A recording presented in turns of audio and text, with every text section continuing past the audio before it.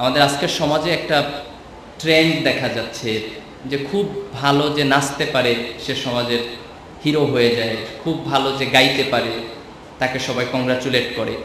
এই সমাজে close up প্রতিযোগিতা খুব বেশি করে হয়, কিন্তু খুব ভালো যে পড়তে পারে, খুব ভালো যে ফলাফল করতে পারে তাকে এনকারেজ করার মতো ইন্টেন্সিভ আমাদের সোসাইটিতে খুব কম।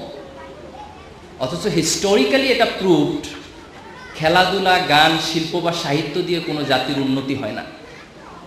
একটা জাতির সত্যিকারের উন্নতি হয় তার জ্ঞান, বিজ্ঞান এবং প্রযুক্তির জায়গা থেকে। সেই দৃষ্টিকোণ থেকে জাতিগতভাবে আমরা যদি উন্নতি অর্জন করতে চাই, তাহলে নিঃসন্দেহে আমাদের জাতির সবচেয়ে মেধাবী সন্তানদের আমাদের সেলিব্রেট করা উচিত। এটি এই সমাজের যত বেশি আমরা করতে পারবো তত বেশি মেধাবীরা জন্ম নেবে। একটি সমাজে মেধাবীদের কদর না থাকলে সে সমাজে মেধাবীদের জন্ম হয় না। কাজে ছাত্র শিবিরের পক্ষ থেকে যে উদ্যোগটি গ্রহণ করা হয়েছে, আমরা আশা করি সমাজের অন্যান্য অংশ থেকে, সমাজের সিভিল সোসাইটির পক্ষ থেকে, অন্যান্য রাজনৈতিক সংগঠনের পক্ষ থেকে এবং কালচারাল সংগঠনের পক্ষ থেকে মেধাবী সন্তানদের উৎসাহিত করার জন্য, তাদের অনুপ্রেরণা দেওয়ার জন্য এই জাতীয় প্রোগ্রাম তারাও আয়োজন করবে বলে আমরা আশা করি। একই সাথে আমি তোমাদেরকে একটু বিনয়ের সাথে এটি স্মরণ করিয়ে দিতে চাই যে এবছর এসএসসিতে টোটাল A+ পেয়েছে most probably 62,000। This is a huge number. আমি আমার বাপ দাদাদের কাছে গল্প শুনছি যে একটা সময় ছিল যখন এসএসসি পাশ করলে কেউ কাউকে দেখতে যেত যে অমুক পরিবারের ছেলেটা এসএসসি পাশ করেছে। মানে at that very time literacy rate খুব কম ছিল, এসএসসি পাশ করাকে অনেক বড় কিছু বলে মনে করতো। আর এখন তোমাদের বোধহয় এই অভিজ্ঞতাটা হয়েছে যে A+ পাওয়ার পরও কেউ আসলে খুব বেশি একটা চোখ তুলে তাকায় না যে A+ পাইছে। কারণ এত বেশি A+ এর ভিড়, হাঁটতে গেলে যে কোন জায়গায় গায়ে ধাক্কা লাগে এর কোনো হিসাব কিতাব নাই। বরং A+ না পাইলে তোমার দিকে এমন একটা দৃষ্টিতে জাগাবে, তুমি একটা গাধা গরু টাইপের কিছু একটা, A+ মোটেও পাও নাই। তোমার ইউ মাস্ট আন্ডারস্ট্যান্ড যে এখন A+ পাওয়াটা এটাও একটা সিম্পল জায়গায় এসে নেমে এসেছে। তোমার জীবনের এটা মাত্র শুরু, এরপরে আরও অনেক লম্বা সময় আছে। আমাদের ভালো শিক্ষা প্রতিষ্ঠানগুলোতে, বুয়েটে, মেডিকেলে, ঢাকা বিশ্ববিদ্যালয়ে টোটাল ছাত্রদের যে সিট সংখ্যা, যে অ্যাকোমোডেশন সংখ্যা, তার তুলনায় A+ এর সংখ্যাটা অনেক বেশি। কাজে তোমরা যদি কেউ মনে করো যে তোমার জীবনের এই সফলতা মানে তুমি একেবারে হিমালয় পর্বতের চূড়ায় উঠে গেছো কিংবা জান্নাতের একেবারে কাছাকাছি চলে গেছো, তাহলে তোমার এই ধরনের ধারণাটা ঠিক হবে না। তুমি মাত্র একটা স্ট্রাগল শুরু করলা, তোমার সামনে আর একটা মহা সমুদ্র পড়ে আছে। এই সমুদ্রে একটু একটু করে তোমাকে পাড়ি দিতে হবে। তোমার নষ্ট হয়ে যাওয়ার সম্ভাবনা সব সময় থাকবে। একটা ছেলে এসএসসিতে A+ পাইছে, তার মানে এই না যে সে ইন্টারমিডিয়েটে ফেল করতে পারবে না, বা ইন্টারমিডিয়েটে 2 পাইতে পারবে না, 3 পাইতে পারবে না। সে একটু পড়াশোনা না করলেই হবে, খুব ইজিলি কিন্তু সেইটা হইতে পারে। কিন্তু তুমি যদি আবার ইন্টারমিডিয়েটে A+ পাইতে চাও, তাহলে তোমাকে অনেক পরিশ্রম করতে হবে। ইন্টারমিডিয়েট A+ পাওয়ার পর তোমাকে ভর্তি পরীক্ষায় আরও অনেক বেশি পরিশ্রম করতে হবে। আমি আমার ব্যক্তিগত জীবনে ঢাকা বিশ্ববিদ্যালয়ে অধ্যয়ন করতে গিয়ে, বিভিন্ন সময় সাংগঠনিক দায়িত্ব পালন করতে গিয়ে, অনেকগুলো কোচিং সেন্টারের সাথে সংশ্লিষ্ট থাকার কারণে এটি দেখেছি যে একটা ছেলে এসএসসিতে অনেক ভালো রেজাল্ট করেছে, but he lost himself in SSC. একটা ছেলের এসএসসি এবং ইন্টারমিডিয়েটের ব্যাকগ্রাউন্ড এক্সেলেন্ট, বাট ভর্তি পরীক্ষায় ভালো রেজাল্ট করে নাই, অথবা ভর্তি পরীক্ষা অনেক ভালো সাবজেক্টে চান্স পেয়েছে, তারপরে সে নষ্ট হয়ে গেছে। এইটা প্রত্যেকটা সময়ে একটা নতুন স্ট্রাগল তোমাকে শুরু করতে হবে। তুমি যখন খুব আনন্দিত হচ্ছ তখন তুমি উদ্বেলিত হচ্ছ, এটা মানুষের স্বাভাবিক বৈশিষ্ট্য। আবার যখন তুমি ব্যর্থ হচ্ছ তখন তুমি কষ্ট পাচ্ছ, এটাও মানুষের স্বাভাবিক বৈশিষ্ট্য। অসাধারণত্ব হচ্ছে এই জায়গায় যে কোনো আনন্দই তোমাকে সীমানা ছাড়া উদ্বেলিত করবে না, আবার কোনো ব্যর্থতাই তোমাকে এতটা হতাশ করে দিবে না যে তুমি শেষ হয়ে গেছো। বরং প্রত্যেকটা সফলতার পর আবার নতুন করে তুমি সফলতার জন্য যাত্রা শুরু করবা, এবং প্রত্যেকটা ব্যর্থতার পরে তুমি আবার নতুন করে সফলতার স্বপ্ন দেখবা। মানুষের জীবনে ব্যর্থতা আসবে না এরকম কোনো মানুষ নাই, আবার এমন কোনো মানুষ নাই যে পরিশ্রম না করলে সফলতা পাবে না। But you have to try at each and every stage of your life. SSC is a stage of life, it is a very important stage. তুমি এই জায়গাটাতে অনেক ভালো করেছো, এই জন্য তোমাকে congratulation. But you must mind it, this is the beginning. You must mind it, this is the beginning, this is the very very beginning. তোমার সামনে অনেক লম্বা একটা রাস্তা আছে। এই রাস্তার প্রত্যেকটা ধাপে তোমাকে আরও অনেক বেশি কষ্ট করতে হবে, অনেক বেশি পরিশ্রম করতে হবে, অনেক দূর সামনে পথে যেতে হবে যদি তুমি তোমার জীবনের সফলতার যে দ্বার প্রান্ত সেটিকে স্পর্শ করতে চাও। কাজে এসএসসির A+টা তোমার মনে যেন কোনো প্রকার অহংকারের জন্ম না দেয়, যেটি পরবর্তীতে তোমার পরিশ্রমকে কিংবা পরবর্তীতে তোমার ফলাফলকে অনেকটা নেগেটিভলি ইন্টারপ্রেট করে। এটা আমার রিকোয়েস্ট থাকবে তোমাদের প্রতি। একটা জিনিস দেখো, মানুষের জীবনে বড় হতে অনেক কষ্ট করতে হয়, কিন্তু নষ্ট হইতে মানুষের জীবনে কষ্ট করতে হয় না। আমি সায়েন্সের ছাত্র, সায়েন্সও এই থিওরিটা বলে। নিউটনের গল্পটা আমাদের সবার জানা। উনি একদিন আপেল বাগানে বসেছিলেন, হঠাৎ টুক করে একটা আপেল পড়লো ওনার মাথার উপরে। তো উনি চিন্তা করতেছিলেন যে আপেলটা নিচে পড়লো কেন, এটা উপরে গেল না কেন। অনেক চিন্তা করে উনি পাইলেন যে এটা একটা গ্র্যাভিটেশন কারণ, যে গ্র্যাভিটেশনাল একটা ফোর্স আছে। তো এটা নিউটন আবিষ্কার না করলেও আমরা বুঝতাম, আপেল যেহেতু নিচে পড়ে নিশ্চয়ই নিচে একটা ফোর্স আছে, এত কষ্ট করে নিউটনের আবিষ্কার না করলেও এটা হতো। তো এই যে গ্র্যাভিটেশনাল ফোর্স নিচের দিকে টানতেছে, ঠিক মানুষের প্রবৃত্তির মধ্যে একটা নেগেটিভ ফোর্স আছে। এই নেগেটিভ ফোর্স সবসময় তোমাকে নিচের দিকে টানে। তোমাকে এখন পড়াশোনা না করলে ভালো, তুমি নষ্ট হয়ে গেলে ভালো, তুমি আনন্দ করলে ভালো, তুমি ফুর্তি করলে ভালো, এই নেগেটিভ দিকগুলো সবসময় তোমাকে নিচের দিকে ইন্টারাক্ট করে। তার বিপরীতে নিজেকে কন্ট্রোল করে একটা ভালো ফলাফলের দিকে এগিয়ে যাওয়া, এটি কিন্তু খুব কষ্টকর।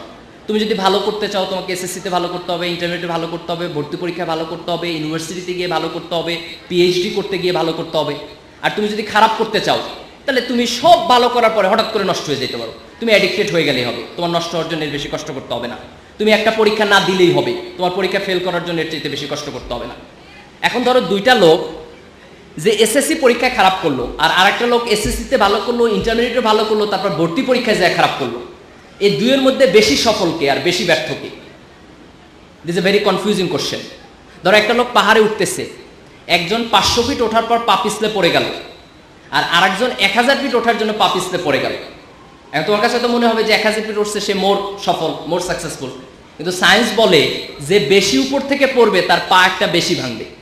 500 ফিট থেকে পড়লে যদি একটা হাত ভাঙে, 1000 ফিট থেকে পড়লে একটা হাতও ভাঙবে, একটা পাও ভাঙবে। কারণ তোমার ওখানে গ্র্যাভিটির ফোর্সটা বেশি হয়, তার অ্যাক্সিলারেশনটা বেশি হয়। তার মানে একটা মানুষ ভালো করার পর তার ব্যাপারে কিন্তু প্রত্যাশা বেড়ে যায়, এক্সপেকটেশন বেড়ে যায়। তুমি যখন এসএসসিতে এ প্লাস পেয়েছো, তখন দেশের এক্সপেকটেশন তোমার ক্ষেত্রে বেড়ে গেছে, তোমার বাবা মার এক্সপেকটেশন তোমার ক্ষেত্রে বেড়ে গেছে, তোমার টিচারদের এক্সপেকটেশন বেড়ে গেছে, তোমার শিক্ষা প্রতিষ্ঠানের এক্সপেকটেশন বেড়ে গেছে। কাজে এই সময়ে পরে গিয়ে যদি তুমি খারাপ করে ফেলো, তাহলে এই বড় এক্সপেকটেশনের জায়গা থেকে যে আঘাতটা তুমি নিজে পাবা বা তোমার অভিভাবকরা পাবে, সেই আঘাতটা অনেক বেশি বড় হবে। এটা তুমি এর চেয়ে আগে নষ্ট হয়ে যাও ভালো ছিল, পরে নষ্ট হয়ে যাওয়াটা অনেক বেশি খারাপ। এই কারণে এসএসসির এ প্লাস এটা সেলিব্রেট করার কোনো বিষয় না। এসএসসির এ প্লাস হচ্ছে তোমার রেসপন্সিবিলিটি নেওয়ার বিষয়। এসএসসির এ প্লাস হচ্ছে তোমার মধ্যে একটা আত্মবিশ্বাস জন্ম নিল যে তুমি পারবা, তুমি এই দেশের টপমোস্ট মেধাবীদের একটা অংশ। তুমি যদি পরিশ্রম করো, তুমি যদি যোগ্যতা প্রমাণের জন্য চেষ্টা করো, তাহলে তুমি তোমার জীবনের শেষ পর্যন্ত এ প্লাস পেয়ে যেতে পারবা। এই কনফিডেন্সটাকে সামনে রেখে তোমরা তোমাদের সামনের একাডেমিক দিনগুলো, তোমাদের পড়াশোনার দিকগুলো, এগুলো নিয়ে তোমরা সামনে অগ্রসর হবা, এটি আমরা আশা করতেছি। আমরা এখন যে সময়ে বসবাস করি, এটাকে 21st সেঞ্চুরি বলে, তোমরা জানো, গ্লোবালাইজেশনের যুগ। গ্লোবালাইজেশন শব্দটা শুনতে খুব চমৎকার লাগে। সাধারণত গ্লোবালাইজেশন বলতে মিন করা হয় যে পুরো পৃথিবীটা অনেক ছোট হয়ে গেছে, এটা একটা গ্লোবাল ভিলেজের মতো, একটা গ্রামের মতো।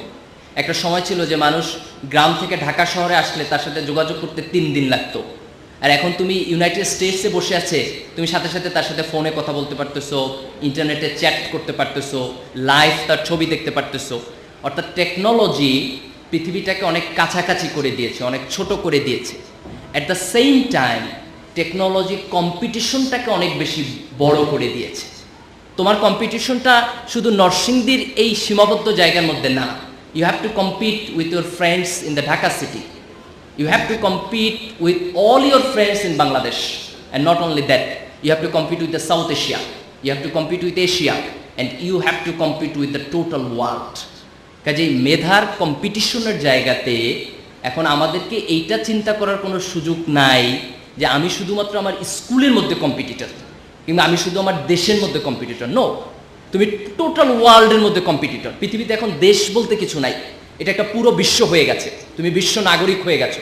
এই যে তোমাকে ইউনাইটেড স্টেটসের একটা ছেলের সাথে কম্পিটিশন করতে হবে, তোমাকে লন্ডনের একটা ছেলের সাথে কম্পিটিশন করতে হবে, তোমাকে ক্যামব্রিজে পড়া একটা ছেলের সাথে কম্পিটিশন করতে হবে।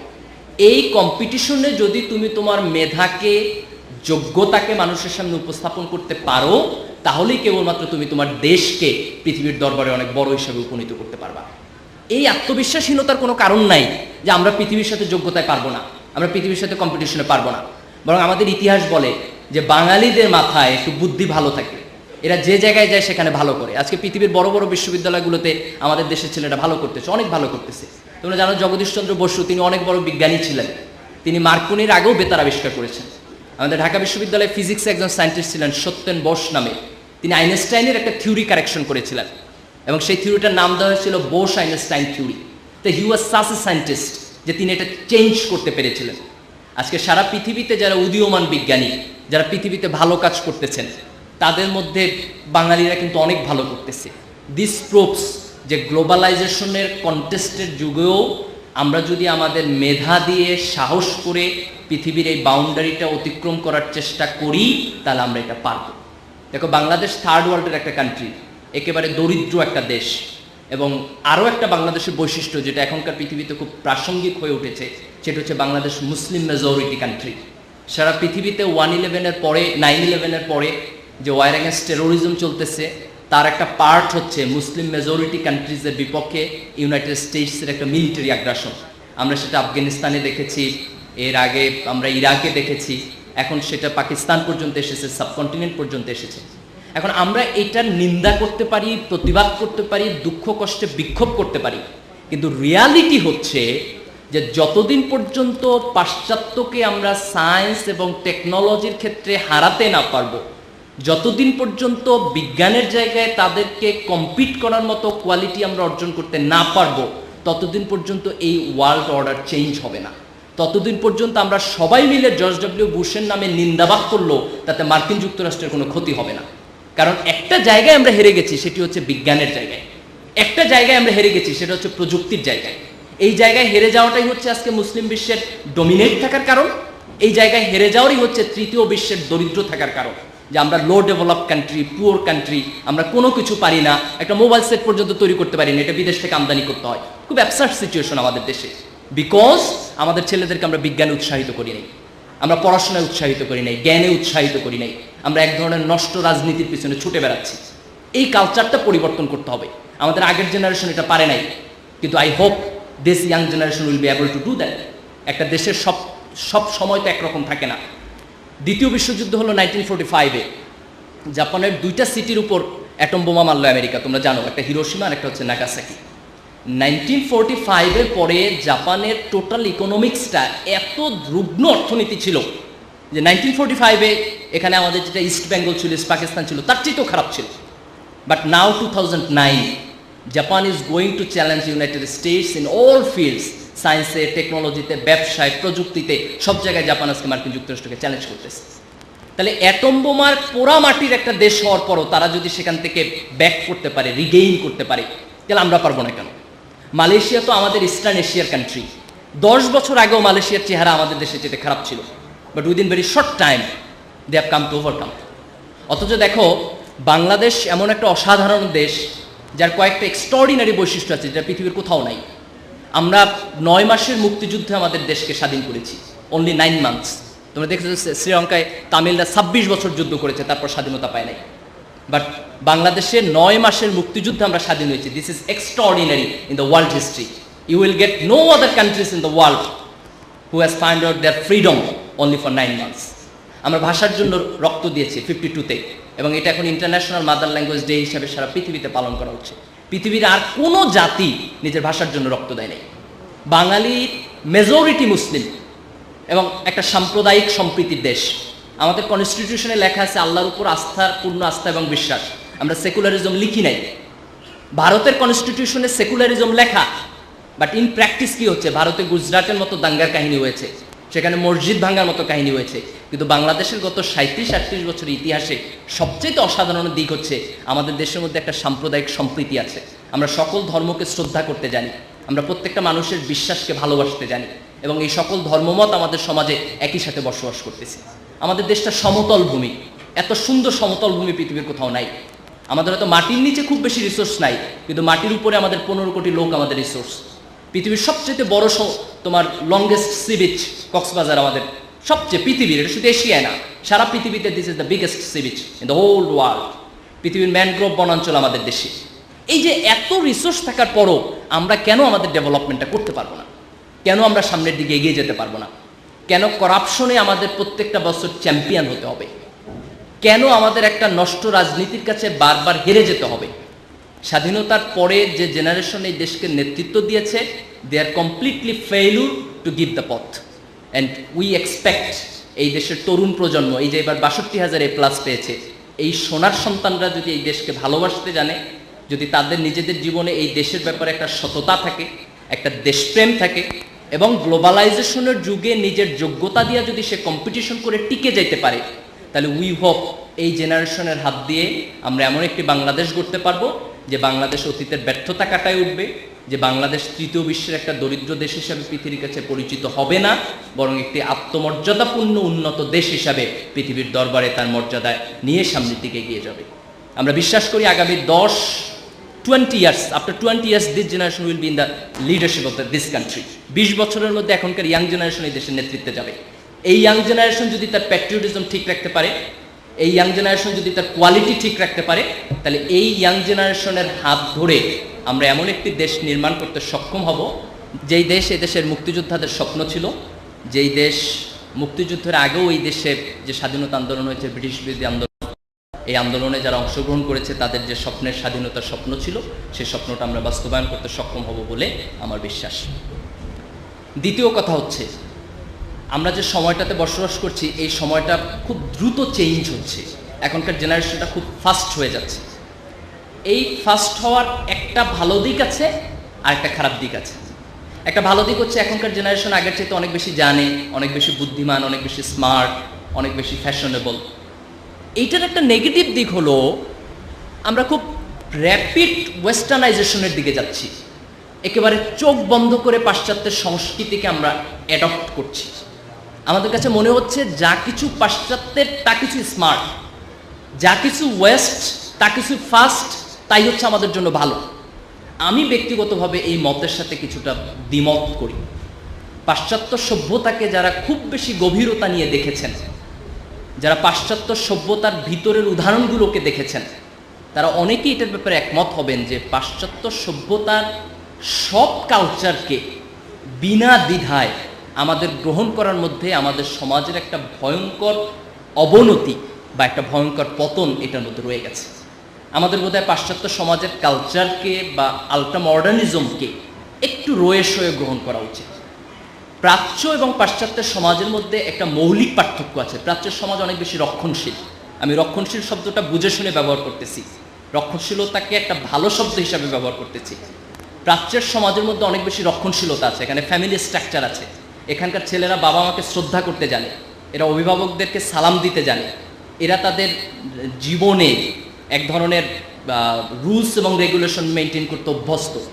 তার তুলনায় পাশ্চাত্যের সমাজ ব্যবস্থার মধ্যে এই রক্ষণশীলতার স্ট্রাকচারটা তারা ভেঙে ফেলেছে। তার পক্ষে পাশ্চাত্যে আমরা সেক্সুয়াল অ্যাবিউজ অনেক বেশি দেখব, অ্যাডিকশন অনেক বেশি দেখব, ফ্যামিলি সিস্টেমটা অনেক বেশি ব্রেকডাউন করে গেছে পাশ্চাত্যের সমাজে। তোমরা মাঝে মধ্যে এটা দেখবা যে লন্ডনের সোসাইটিতে বা আমেরিকার সোসাইটিতে দেখায় একটা স্কুল চলতেছে, সেখানে হঠাৎ করে কেউ ঢুকে গুলি করে 10 জনকে মেরে ফেলেছে এবং আফটার দ্যাট সে নিজেও আত্মহত্যা করেছে। এরকম সেভারাল ইনসিডেন্টস কিছুদিন পরপরই আমরা বিভিন্ন সমাজ ব্যবস্থার মধ্যে দেখি। এখন প্রশ্ন হচ্ছে যে তারা এটা কেন করতেছে? সে নিজেও আত্মহনন করতেছে, ওয়াই? তাদের সায়েন্টিস্টদেরকে জিজ্ঞেস করা হলো, সোশ্যাল সায়েন্টিস্টদেরকে জিজ্ঞেস করা হলো, তাদের সমাজবিজ্ঞানীরা এটা বলতেছেন যে এই যে মানুষগুলো ক্রাইমের সাথে জড়িত হয়ে গেছে, এই মানুষগুলো সাইকোলজিক্যালি তারা ফিট না, সাইকোলজিক্যালি আনফিট হয়ে গেছে। আনফিট হওয়ার কারণ কি?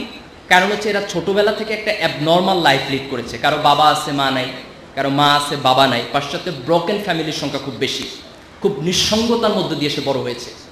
তার ফলে তার পুরো জীবনের মধ্যে এক ধরনের অ্যাবনর্মালিটি গ্রো করেছে। আমার প্রশ্ন হলো, এই পাশ্চাত্যে এই জাতীয় অ্যাবনর্মাল মানুষ যে আমরা মাঝে মধ্যেই দেখি, প্রাচ্যের কোথাও অ্যাবনর্মাল মানুষ নাই কেন? কই গত 200 বছরের ইতিহাসে তো বাংলাদেশে এই ঘটনা ঘটে নাই, গত 500 বছরের ইতিহাসে তো ভারতীয় উপমহাদেশে এই ঘটনা ঘটে নাই, গত 1000 বছরের ইতিহাসে কোনো এশিয়ার সভ্যতার মধ্যে এই ঘটনা তো ঘটে নাই। তাহলে এশিয়ার জীবনের মধ্যে কি এমন আছে যে রক্ষণশীলতার কারণে এই সমাজের মধ্যে এই জাতীয় পাগলের জন্ম হয় না, কিন্তু পাশ্চাত্য সভ্যতার মধ্যে এই জাতীয় পাগলের জন্ম মাঝে মধ্যেই হচ্ছে? এই প্রশ্ন উত্তর যদি আমরা খুঁজতে চাই, তাহলে আমরা একটা জিনিস দেখবো, সেটি হচ্ছে ধর্ম, religion that has make a difference between the east and West. পৃথিবীর 4টা গ্রেট রিলিজন, হিন্দু ধর্ম, বৌদ্ধ ধর্ম, খ্রিস্টান ধর্ম এবং ইসলাম ধর্ম, এই 4টা ধর্মের উৎপত্তি হচ্ছে প্রাচ্যে। যদিও যীশু খ্রিস্টকে এখন পাশ্চাত্যের বলে, কিন্তু তার জন্ম হচ্ছে বেথেলহেমে, সেটাও কিন্তু প্রাচ্যেরই একটা নগরী। এই চারটা ধর্ম প্রাচ্যের থাকার কারণে প্রাচ্যের জীবন ধারণ প্রক্রিয়ার মধ্যে এক ধরনের ধর্ম কিংবা প্রকৃতি রয়ে গেছে। তারা নেচারকে শ্রদ্ধা করতে জানে, তারা ধর্মীয় বোধকে তাদের নিজের জীবনে পালন করতে জানে। ওয়েস্ট যেটা করেছে যে তারা যখন মডার্নিজমের দিকে গেল, তখন একটু একটু করে তারা ধর্মের বোধগুলোকে তাদের নিজের জীবন থেকে ছড়াই দিল। তার ফলে তাদের ফ্যামিলি সিস্টেমটা ব্রেকডাউন করলো। তারা প্রথমে মনে করেছে যে এই ফ্যামিলি সিস্টেম ব্রেকডাউন করাটা তাদের এক ধরনের মডার্নিজম, তারা খুব বেশি ডেভেলপ করে ফেলবে। কিন্তু আফটার সার্টেন টাইম পরে দেখা গেল যে এই ফ্যামিলি সিস্টেম ব্রেকডাউন করার কারণে এখন তাদের শিশুরা নর্মাল হচ্ছে, কোথাও কোথাও গ্রোথ রেট কমে গেছে, তাদের এখন সন্তান নিতে আগ্রহী না তাদের বাবা মারা। তার ফলে অনেক দেশ আছে যাদের নেগেটিভ গ্রোথ রেট। এখন তাদের দেশের সরকারের পক্ষ থেকে ইনসেন্টিভ দিচ্ছে যে তোমাদের 2টা সন্তান হলে তোমাকে বাড়ি দিব, 3টা দিলে গাড়ি দিব, 4টা দিলে তোমাকে এই সুযোগ সুবিধা দিব।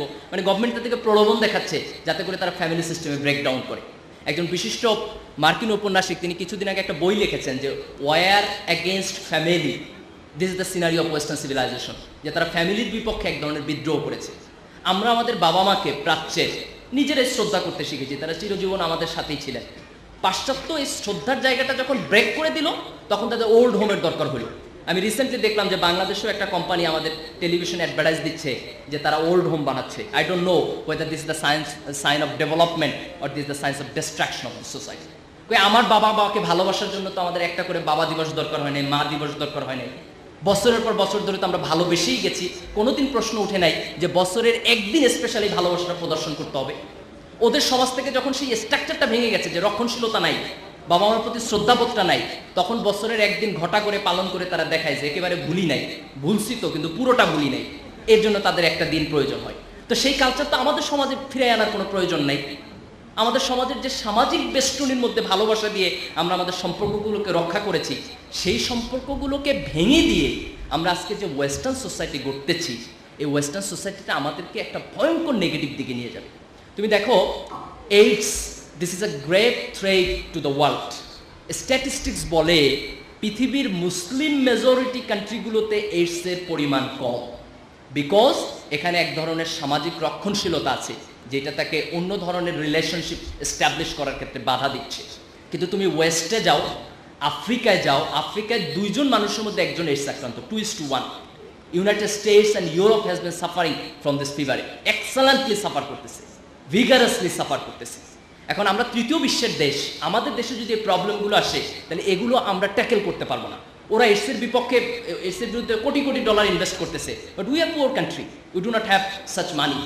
আমাদের যে ধর্মীয় রক্ষণশীলতা আছে এইটি আমাদেরকে এইডসের বিরুদ্ধে আমাদেরকে সংগ্রাম করার জন্য একটা প্রেরণা দিচ্ছে। কিন্তু আমরা যদি এই রক্ষণশীলতাটাকে ভেঙে ফেলি, তাহলে আমাদের পক্ষে এই এপিডেমিক ফর্মেটে যখন এগুলো চলে আসবে, একটা মহামারীর মতো চলে আসবে, তখন এটাকে প্রোটেক্ট করা, এটার বিপক্ষে দাঁড়ানো, এটা কিন্তু আমাদের পক্ষে সম্ভব হবে না।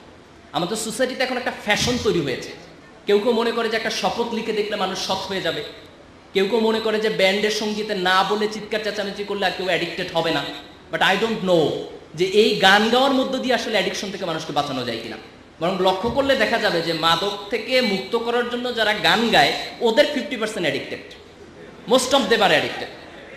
এখন addiction is a great problem to our young generation, addiction is a great problem to our young generation.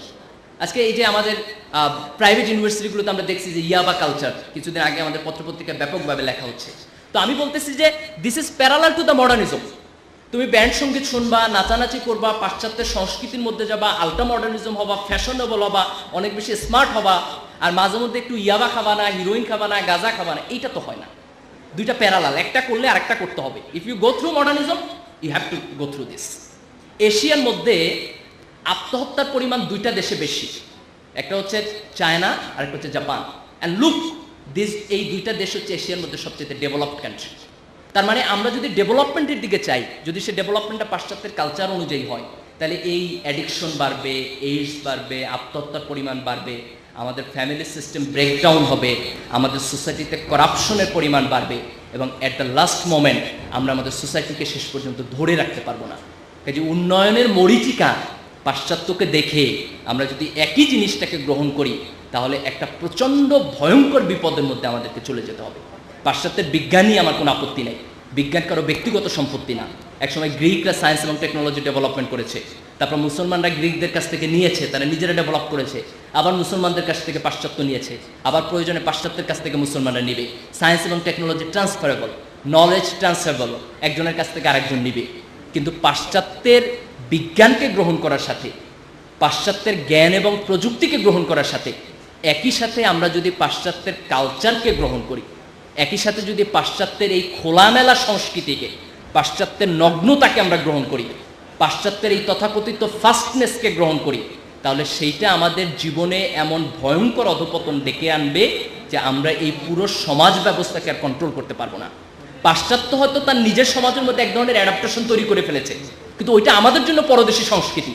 আমরা সেই অ্যাডাপ্টেশন তৈরি করতে গেলে আমাদের সামাজিক স্থিতিশীলতার মধ্যে এমন একটা বড় ধাক্কা লাগবে, এমন একটা বড় ভূমিকম্প হবে, সেই ভূমিকম্প আমরা ট্যাকেল দিতে পারবো না। আমাদের সমাজে সেই ভূমিকম্পটা শুরু হয়ে গেছে।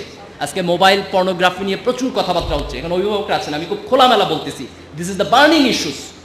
আমাদের ছেলে মেয়েদেরকে, আমাদের ছোট ভাই বোনদেরকে মোবাইল ব্যবহারের রেস্ট্রিকশন দেওয়া উচিত।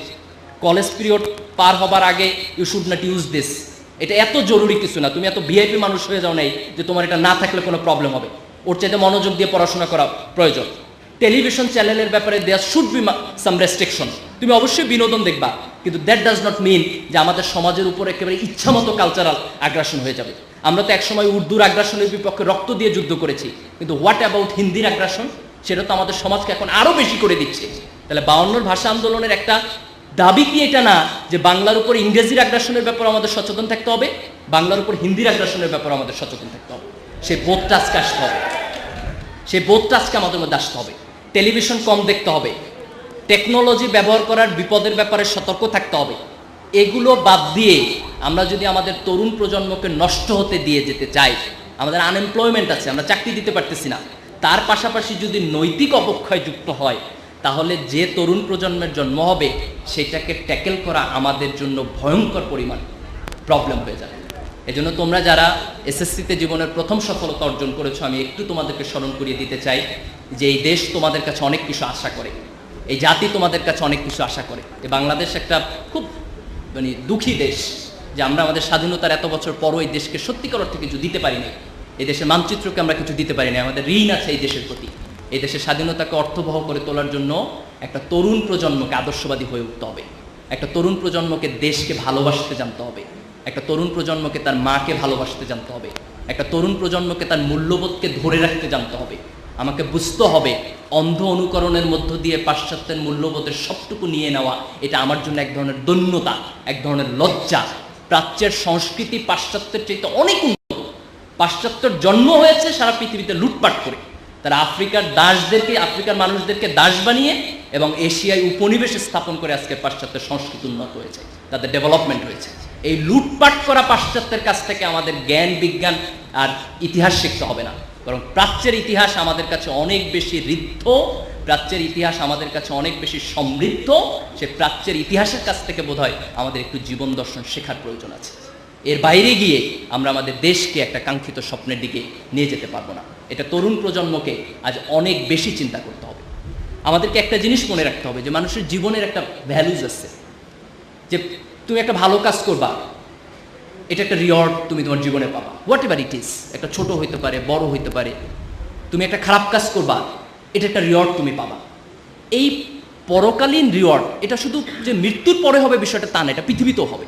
প্রত্যেকটা ভালো কাজে সায়েন্সে যেটা থার্ড ল নিউটনের বলে যে each and every action has its equal and opposite reaction. তুমি দেয়ালকে একটা ঘুষি দিবা, তোমার হাত ফেটে যাবে, দেয়াল রিয়াকশন করতেছে। এইটা যে শুধু বস্তু জগতের ক্ষেত্রে হয় তা না, এটা মানুষের নৈতিকতার ক্ষেত্রে হয়। পৃথিবীর সব ধর্ম তা বলেছে। আমি বলি যে তোমাকে রিলিজিয়াস হইতে হবে, হোয়াট এভার ইউর রিলিজিয়ন। তুমি হিন্দু, তুমি মন্দিরে যাও, তুমি খ্রিস্টান, তুমি গির্জায় যাও, তুমি মুসলমান, তুমি কোরআন পড়ো, তুমি মসজিদে যাও, কিন্তু ধর্মকে বাদ দিয়ে তুমি নৈতিকতা শিখতে পারবা না। পৃথিবীতে কবিতা পড়ে কেউ সৎ হয় না, উপন্যাস পড়ে কেউ সৎ হয় না। তুমি একটা মানুষ দেখাইতে পারবা না যে কোনো সাহিত্য পড়ে সে তার নিজের জীবন দর্শন পরিবর্তন করেছে। কিন্তু আমি 1000 পিপল দেখাতে পারবো in the history of the world যারা ধর্মগ্রন্থের কারণে, ধর্মীয় বিশ্বাসের কারণে তার নিজের জীবনের সততা প্রমাণ করেছে। যে ব্যক্তি যে মসজিদে যায়, যে যায় না তার চেয়ে সে ভালো মানুষ। যে মন্দিরে যায়, যে যায় না তার চেয়ে সে ভালো মানুষ। যে গির্জায় যায়, যে যায় না তার চেয়ে সে ভালো মানুষ। পৃথিবীর কোনো ধর্ম মানুষকে অন্যায় শেখায় না, পৃথিবীর কোনো ধর্ম মানুষকে মিথ্যা কথা শেখায় না।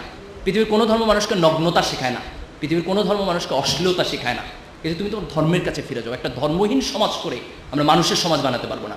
আজকে পাশ্চাত্যের সমাজ তো মানুষের সমাজ নাই, এটা অমানুষের সমাজ হয়ে গেছে, ভয়ঙ্কর অমানুষের সমাজ হয়ে গেছে। এই ধর্মহীন পাশ্চাত্যের সমাজ যেন আমাদের টার্গেট না হয়। তোমাকে একটা জিনিস মনে রাখতে হবে, তুমি পরিশ্রম করবা, তুমি তার ফলাফল পাবা। তুমি ফাঁকিবাজি করবা, তারও ফলাফল তুমি পাবা। প্রত্যেকটা ভালো কাজের একটা রিওয়ার্ড আছে, প্রত্যেকটা খারাপ কাজের একটা পানিশমেন্ট আছে। আমি দুইটা ধর্মের দুইটা মাইথোলজি থেকে দুইটা কোট করে আমি আমার বক্তব্য শেষ করব। হিন্দু ধর্মের একটা গল্প আছে এরকম, যে তাদের একজন রাজা ছিলেন, মোস্ট প্রবলি তার নাম ছিল গান্ধারী। একটা যুদ্ধে তার অনেকগুলো সন্তান মারা গেছে।